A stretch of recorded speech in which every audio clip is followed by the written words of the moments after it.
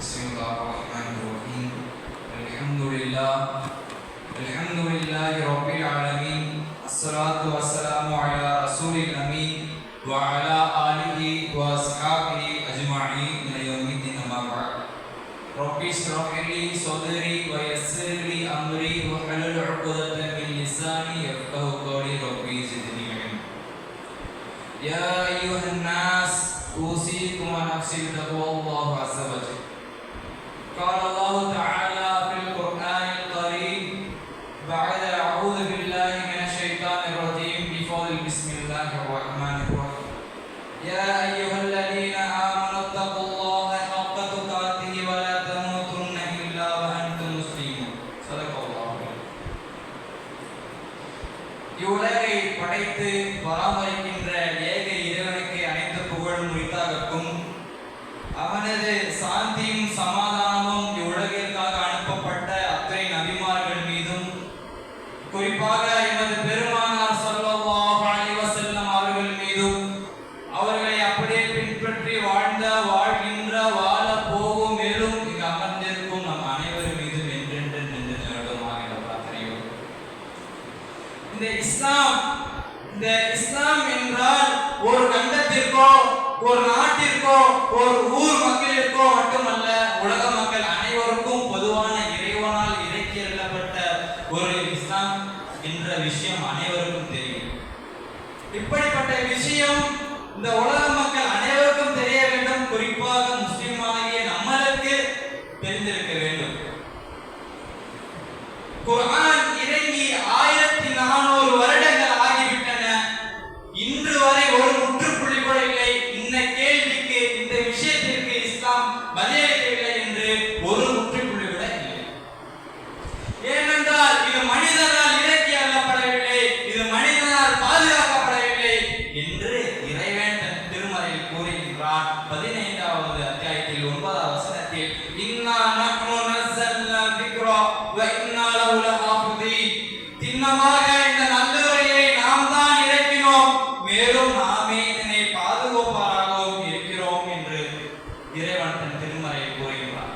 இதிலிருந்து புரிந்து கொள்ளலாம், 1400 வருடங்கள் என்ன, கியாமத் நாள் வரையும் எத்தனை காலங்கள், எத்தனை நூற்றாண்டுகள் கடந்தாலும் இந்த குர்ஆனை சின்ன மாற்றம் கூட ஏற்படுத்த முடியாது என்று, இது இறைவனால் பாதுகாக்கப்படுகிறது என்ற ஒரு விஷயத்தை தெரிந்து கொள்ளலாம். இன்னும் அல்லாஹ் கூறுகின்றான் அல் மாயிதாவிலே 3வது வசனத்தில், அல் யௌம அக்மல்து லக்கும் தீனக்கும் வ அத்மம்து அலைக்கும் நிஅமதி வ ரதீது லக்கும் அல் இஸ்லாம் தீனன். இன்றைய தினம் உங்களுக்காக உங்கள் மார்க்கத்தை பரிபூர்ணமாக்கி விட்டேன், மேலும் நான் உங்கள் மீது என் அருட்கொடையை பூர்த்தியாக்கி விட்டேன். இன்று உங்களுக்காக நான் இஸ்லாம் என்னும் மார்க்கத்தை தேர்ந்தெடுத்துள்ளேன் என்று இறைவன் கூறுகிறான். முதலில் ஒரு விஷயம், இந்த மார்க்கத்தை பரிபூர்ணமாக்கி விட்டேன் என்று கூறுகிறான். நாம் பார்க்கலாம், இப்பொழுது மதங்களை பற்றி சொல்லும் விஷயம் காலத்தால் கடந்து போனது என்று. இஸ்லாம் அப்படி இல்லை.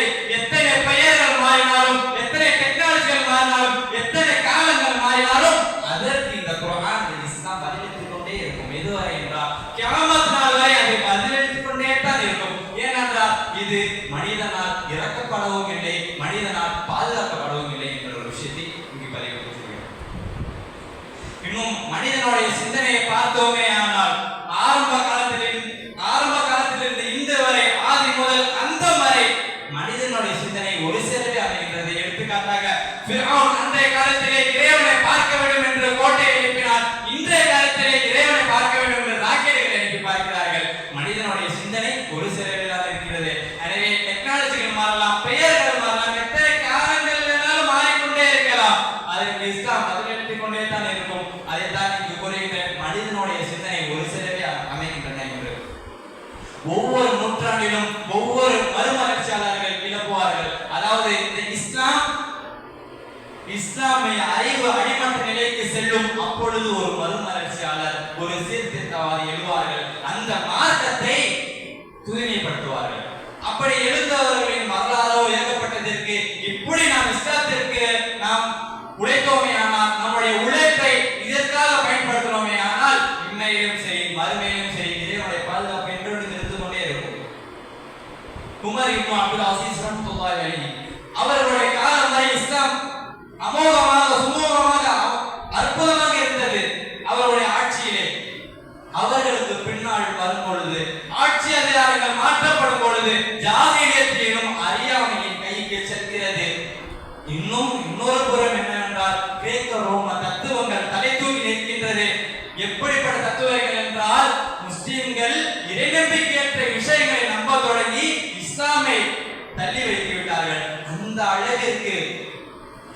கிரேக்க ரோம தத்துவங்கள் தலை தூக்கி இருந்தது. அந்த நிலைமைகளை மாற்றுவதற்காக பல அறிஞர்களை இணைந்து இருக்கின்றார்கள். எதுவரை என்றால் மூட நம்பிக்கைகள் எதுவென்று கூட தெரியாத அளவிற்கு, மூட நம்பிக்கை எதுவென்று தெரியாத அளவிற்கு, பகுத்தறிவுக்கும் அதுக்கும் சம்பந்தமே இல்லை, அதையும் எடுத்து இந்த முஸ்லிம்கள் செயல்படுத்த ஆரம்பித்திருக்கிறார்கள். அதை தட்டி கேட்பதற்கு ஆட்களும் இல்லை. இஸ்லாமிய அறிவு மிக மிக மிக மட்டத்தில் சென்று விட்டது. இஸ்லாமிய அறிவை இஸ்லாமிய மக்களுக்கு எடுத்து சொல்ல முடியவில்லை. எந்த துறையிலும் இஸ்லாமியர்கள் இல்லை. ஆல்ரெடி இருந்தவர்கள் தான் அந்த இடத்தில் இல்லாமல் சின்ன பின்னமானார்கள். இன்னும் சட்டத்துறை, நீதித்துறை தேர்ந்தெடுப்பதற்கு கூட தகுதியற்ற ஆட்களாக இருந்தார்கள். அந்த அளவிற்கு இன்னும் சுருங்க சொன்னால் முஸ்லிம்களுடைய நிலைமை மிகவும் சீர்கெட்ட நிலைமையில் சென்று கொண்டிருந்தது. அப்பொழுதுதான் ஹிஜ்ரி 450 இமாம் கஸ்ஸாலி ரஹ்மத்துல்லாஹி அலைஹி அவர்கள் பிறக்கின்றார். அவர்கள் மிகவும் மதிநுட்பத்தோடு இருக்கிறார்கள். இளம் வயதிலே நம்மை போன்று அப்பொழுது என்னென்ன கல்வி எல்லாம் தேவையாக இருந்ததோ, அப்பொழுது எதெல்லாம் பயன்பாட்டிற்கு தனக்கு உகந்ததாக இருந்ததோ அனைத்தையும் கற்றறிந்தார்கள். கற்க மட்டும் செய்யவில்லை, மாறாக அதிலே நிபுணத்துவம் பெற்றார்கள். புலமை வாய்ந்தவராக இருந்தார்கள். வேலை செய்யும், அதாவது அவர்கள் வேலைக்கு கால் எடுத்து வைக்கின்றார்கள். வைத்த சில நாட்களிலேயே உயர்ந்த அந்தஸ்துக்கு செல்கிறார்கள். எது என்றால் அவர்கள் அடையாளமிடப்படும் அளவிற்கு அவருடைய உச்சத்தை தொடுகிறார்கள். அவர்கள் நிஜாமியா பக்தாத் நிஜாமியா என்ற ஒரு யூனிவர்சிட்டியிலேயே தலைமைத்துவத்திற்கு செல்கிறார்கள். இன்னும் ஏராளமான விஷயங்களை அவர்கள் கையாளுகிறார்கள். பெரிய பெரிய பொறுப்புகளை கையாளுகிறார்கள். கலிஃபாக்களின் அரசவையில் உட்கார்ந்து ஆலோசனை கொடுக்கும் அளவிற்கு அவர்களுடைய சிந்தனை ஆற்றலும் செல்வாக்கும் உயர்ந்து இருந்தது. அவர்கள் புகழை உச்சத்தை தொட்டிருந்தார்கள். அந்த அளவிற்கு இறைவன் அவர்களுக்கு ஞானத்தை கொடுத்திருந்தார். அப்பொழுதுதான் அவருடைய வாழ்க்கையில் திருப்பம் ஏற்படுகின்றது. அவர்கள் சிந்திக்க ஆரம்பிக்கிறார்கள். அவர்கள் யோசிக்கிறார்கள். தான் கற்ற கல்வி, பண்பாடு, அரசியல் அன்னத்தையும் பிரித்து மேய்கிறார்கள். இது என்னதான் இருக்கின்றது, இதோ குழப்பம் இருக்கின்றது. நாளுக்கு நாள் அவர்களுடைய அந்த விஷயம் அதிகமாயிட்டே இருக்கிறது, அந்த குழப்பம் அதிகமாயிட்டே இருக்கிறது. அவர்கள் ஆராய தொடங்க ஆரம்பிக்கிறார்கள். பிறகு நிறுத்திவிட்டு 10 ஆண்டு காலம் தனிமையில் இருக்கின்றார்கள். 10 ஆண்டு காலம் தனிமையில் இருந்துவிட்டு ஒரு டோட்டல் சேஞ்ச் ஒரு மனிதனாக வீட்டிற்கு திரும்புகிறார்கள். திரும்பிய பின் அவர்கள் செய்த வேலையை முற்றிலும் நிறுத்தினார்கள். கலிஃபாக்களின் அவையில் செல்வதை நிறுத்தினார்கள். கலிஃபாக்களுக்கு ஆலோசனை கொடுக்கும் விஷயத்தை நிறுத்திவிட்டார்கள். அவர்கள் பக்கபலமாக இருக்கும் எண்ணத்தை முற்றிலும் அறுத்து எரித்துவிட்டார்கள். அவர்கள் முதல் விஷயம் செய்தார்கள், கிரேக்க ரோம தத்துவங்களை படித்தார்கள். அதில் உள்ள குற்றத்தையும் குணங்களையும் மக்களுக்கு எடுத்து சொன்னார்கள். பகுத்தறிவுக்கு எட்டாத விஷயங்களை சொல்லி நாத்திகத்துக்கு சொல்லும் அந்த வேளையில் அவர்கள் அறிவுக்கு வேலை கொடுத்தார்கள். தனது அறிவு மூலமாக தத்துவங்களை எடுத்து கூறினார்கள். எனவே நாத்திகத்தின் பக்கமும் மற்ற மதங்களின் பக்கம் செல்பவர்கள் இஸ்லாத்தின் பக்கம் வந்தார்கள். அந்த அளவிற்கு அவர்கள் மதிநுட்பத்தோடு செயல்பட்டார்கள். இன்றைய காலமும் அதே போன்றுதான் இருக்கிறது. நாம் கண்டிப்பாக சிந்தித்து பார்க்க வேண்டும். அதே போன்று இந்த இஸ்லாமிய கல்வியும் அடிமட்டத்தோடு ஒழிக்கப்பட்டிருந்ததை அதையும் அவர்கள் தான் நிறுவி இருந்தார்கள். கால நிலைமை மிக மோசமாக சென்று கொண்டிருந்த போது சரியான நேரத்திலே, உகந்த நேரத்திலே அவங்க உதவி செய்தார்கள். அதே போன்று அனைத்து அரசர்களுக்கும் கடிதங்களை எழுதுகிறார்கள். நீங்கள் செய்யும் தவறுகளை நிறுத்திக் கொள்ளுங்கள். அதே போன்று ஒரு வெறுக்கத்தக்க, அவர் மிகவும் விரும்பாத ஒரு அரசவைக்கு அழைக்கப்படுகிறார்கள். அங்கே செல்கிறார்கள். அங்கே சென்று சில விஷயங்களை பேசுகிறார்கள். அதில் சில என்னவென்றால், நீங்கள் சுகபோகமாக இருக்கலாம். மன்னரை பார்த்து பேசுகிறார்கள், நீங்கள் சுகபோகமாக இருக்கலாம், ஆனால் அந்த விஷயம் மக்களின் முதுகெலும்பை முறித்துவிட்டது என்று நேரடியாக பேசினார்கள். இந்த தைரியம் ஒரே ஆள், நாம் இப்பொழுது முஸ்லிம்கள் எத்தனை பேர் இருக்கின்றோம், அவர் ஒரே ஆள் அந்த மன்னரின் மூஞ்சிக்கு நேராக நின்று அவர் பேசுகிறார் என்றால் அவர்களுடைய இஸ்லாம் எவ்வளவு உறுதியாக இருந்திருக்கும் நாம் சிந்தித்து பார்க்க வேண்டும். நாம் இஸ்லாமிய கல்லூரியிலே படிக்கின்றோமே, நமது நிலைமையும் அவர்கள் இஸ்லாமிய கல்வி படிக்கவில்லையே, பிறகுதானே படித்தார்கள், அவரது நிலைமையும் எப்படி இருக்கின்றது நாம் சிந்தித்து பார்க்க வேண்டும். இதை படிப்பதற்கு கூட நம்மளுக்கு சக்தி கிடைக்கவில்லை என்றால் நமது நிலைமை எங்கு கொண்டு சென்று போகின்றது என்பதை நாம் கண்டிப்பாக பார்க்க வேண்டும். இன்னும் அவர்கள் செய்த ஏராளமான விஷயங்கள் கொட்டி கிடக்கின்றன. அதை நாம் இன்னும் பல அறிஞர்களும் இருக்கின்றார்கள். அவர்களை பேசிக் கொண்டிருந்தோம் ஆனால் நேரம் நாங்கள் பேசிக்கொண்டே இருக்கலாம். ஆனால் இதனுடைய நம்முடைய பங்கு என்னதான் இருக்கின்றது, நாம் முதலிலே தெரிந்து கொள்ள வேண்டும். இஸ்லாமிய அல்லாத செயல்பாடுகளை நாம் செய்து கொண்டிருக்கின்றோம். அதை அறிந்து கொள்ள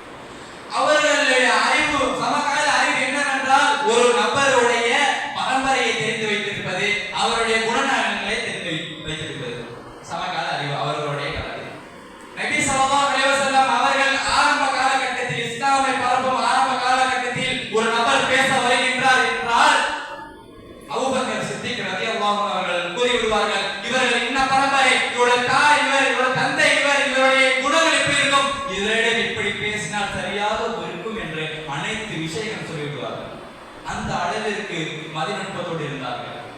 இன்றைய காலத்திலே சம காலங்களில் நம்முடைய செய்திகளை நாம் எவ்வாறு அறிந்து கொள்கின்றோம் என்று நாம் கண்டிப்பாக தெரிந்து கொள்ள வேண்டும், புரிந்து கொள்ள வேண்டும். இன்னும் இதை போன்ற ஏராளமான விஷயங்களை பேசிக்கொண்டே போகலாம். இப்பொழுது சிறியதாக ஒரு எடுத்துக்காட்டு சொல்ல வேண்டும் என்றால், ஊடக உலகிலே சைக்காலஜிஸ்ட் அவர்கள் சில பேர் பெரும் பங்கு வகிக்கிறார்கள். அவர்களுடைய ஒரு இயல்பான பேச்சுக்கள் ஏற்றுக்கொள்ளப்படுகிறது. ஆனால் இஸ்லாம் 1400 வருடங்களுக்கு முன்னாடி பல விஷயங்கள் ஒரு மனிதன் எப்படி வாழ வேண்டும் என்ற அனைத்து விஷயங்களும் சொல்லிவிட்டது. அதே போன்று இஸ்லாமிய அறிஞர்களும் அதை சொல்லிக் கொண்டிருக்கின்றார்கள். நாம் தான் அதை கேட்பதிலே ஏன் என்று தெரியவில்லை. அதுவே ஒரு சைக்காலஜிஸ்ட் நம்ம ஒரு இன்ஸ்டாகிராம் யூடியூப்ல சொல்லும் போது அது காது இனிமையாக இருக்கின்றது. அது ஏன்? அவர்கள் ஒரு எளிதான விஷயத்தை கூறுகிறார்கள். என்னவென்றால், மார்ட்டின் செலிங்ஹம் என்கின்ற ஒரு பாசிட்டிவ் சைக்காலஜி பொறுமை பற்றி பேசுறாங்க. பொறுமை இருக்க வேண்டும், அது மிக அழகான செயல். அந்த செயல் வாழ்வை முழுமைப்படுத்துகின்றன,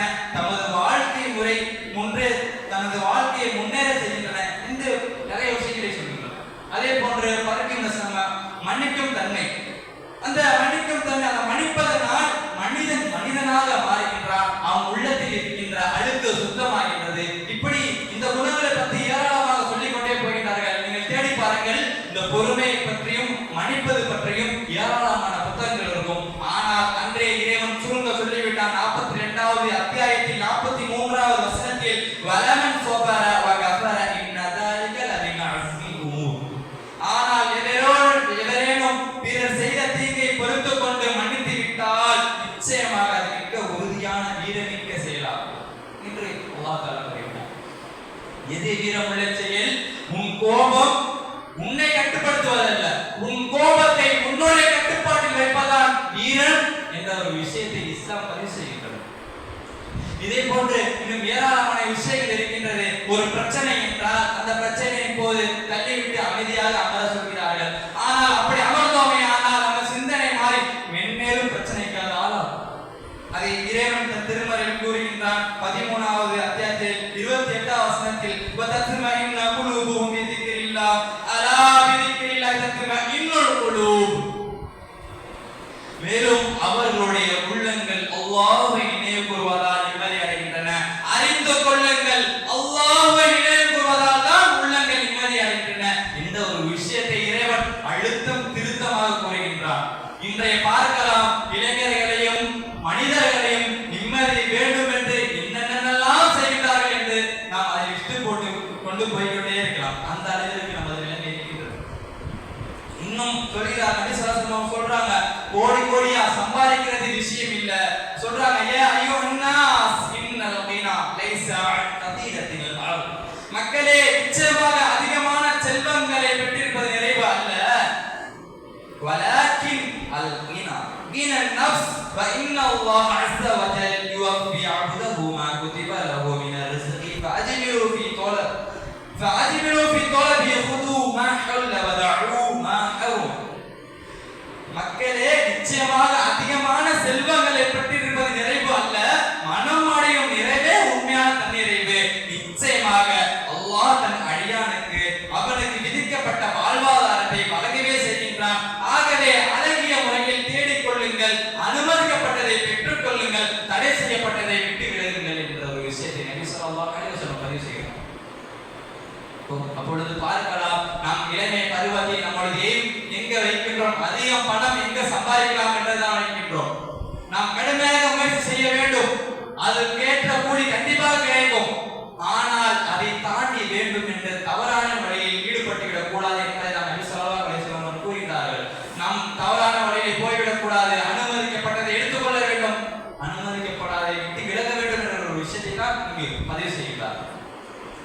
அப்பொழுது நாம் இந்த உளவியல் ரீதியாக பேச வேண்டும் என்றால் ஏராளமான விஷயங்கள் இருக்கு, பேசிக்கொண்டே போகலாம். நாம் இந்த இஸ்லாமை பரப்புரை செய்வதற்கு கண்டிப்பாக சமகால அறிவுடன் இஸ்லாமை முழுமையாக தெரிந்து பரப்புரை செய்ய வேண்டும். இன்றைய வயநாட்டில் என்ன நடக்கின்றது என்பதை நாம் தெரிந்து கொள்ள வேண்டும். அதே போன்ற பலஸ்தீனில் பல நாட்கள் நடந்து கொண்டிருக்கின்றது, அதை பற்றி தெரிந்து கொள்ள வேண்டும். இன்னும் ஏராளமான சமகால விஷயங்களை நாம் கண்டிப்பாக தெரிந்து கொண்டு இஸ்லாமை பரப்புரை செய்ய வேண்டும். அதே போன்று அனைத்து துறைகளிலும் இஸ்லாம் இருக்கின்ற சொல்கின்றோமே, அனைத்து துறைகளிலும் இருக்கின்றது. மற்றவர்கள் தருவார்கள் என்று நாம் எதிர்பார்த்திருக்க கூடாது. இஸ்லாம் அதற்கும் பதில் தரும் என்ற ஒரு விஷயத்தை நாம் தான் ஆராய்ச்சி பண்ண வேண்டும். இன்றைய தினத்திலே நாம் விளையாட்டுகளில் ஈடுபட்டுக் கொண்டிருக்கின்றோம். விளையாட்டுகளில் இஸ்லாம் பரப்ப வேண்டும் என்றால் கண்டிப்பாக பரப்பினால் ஆக வேண்டும். இஸ்லாம் இந்த விளையாட்டுத் துறையில் பரப்ப முடியும் என்ற ஒரு விஷயத்தை தெரிந்து கொண்டால் குறிக்கமாக மாற்றலாம். நம்மளுக்கு இஸ்லாம் சென்றடைய வேண்டும். இஸ்லாம் சென்றடைவதற்கு என்னெல்லாம் செய்ய வேண்டுமோ அனுமதிக்கப்பட்ட வகையில் ஹலாலான முறையில் நாம் கண்டிப்பாக செய்து கொள்ள வேண்டும். நாம் எடுத்துக்காட்டாக பார்க்கலாம், கத்தாரிலே FIFA உலகக்கோப்பை நடத்தினார்கள். எத்தனை பேர்கள் கொத்து கொத்தாக முஸ்லிமாக மாறினார்கள். ஃபுட்பால் வீரர்கள் தனது திருப்தியை தெரிவிக்கும் விதமாக அந்த கிரவுண்டிலே சுதீர் செய்கிறார்களே, அதன் மூலமாக எத்தனை மக்களுக்கு சென்றடைகின்றது. இன்னும் கிரிக்கெட் வீரர் மொயின் அலி அவர்கள் உட்கார்ந்து தண்ணி குடிக்கின்றார்கள், அதை இன்று விமர்சனம் செய்கின்றார்கள். அதாவது இதன் காரணம் என்ன, இவர்கள் யார் என்று. அப்போ இஸ்லாமை பரப்புவதற்கு எது எதுவெல்லாம் சரியான வழியாக இருக்கின்றதோ அந்த வழியில் நாம் காலை பதிக்க வேண்டும், இஸ்லாமை பரப்ப வேண்டும். அதற்கு முன்னதாக இஸ்லாமை நாம் படிக்க வேண்டும். சமகால அறிவுடன் மதிநுட்பத்தோடு செயல்பட வேண்டும். எனவே இந்த இஸ்லாமை பரப்புரை செய்வதற்கு அனைத்து துறையிலும் செயல்படுவதற்கு வல்ல இறைவன் நமக்கு உதவி செய்வானாக. ஆமீன். அஊது பில்லாஹி மினஷ் ஷைத்தானிர் ரஜீம். பிஸ்மில்லாஹிர் ரஹ்மானிர் ரஹீம்.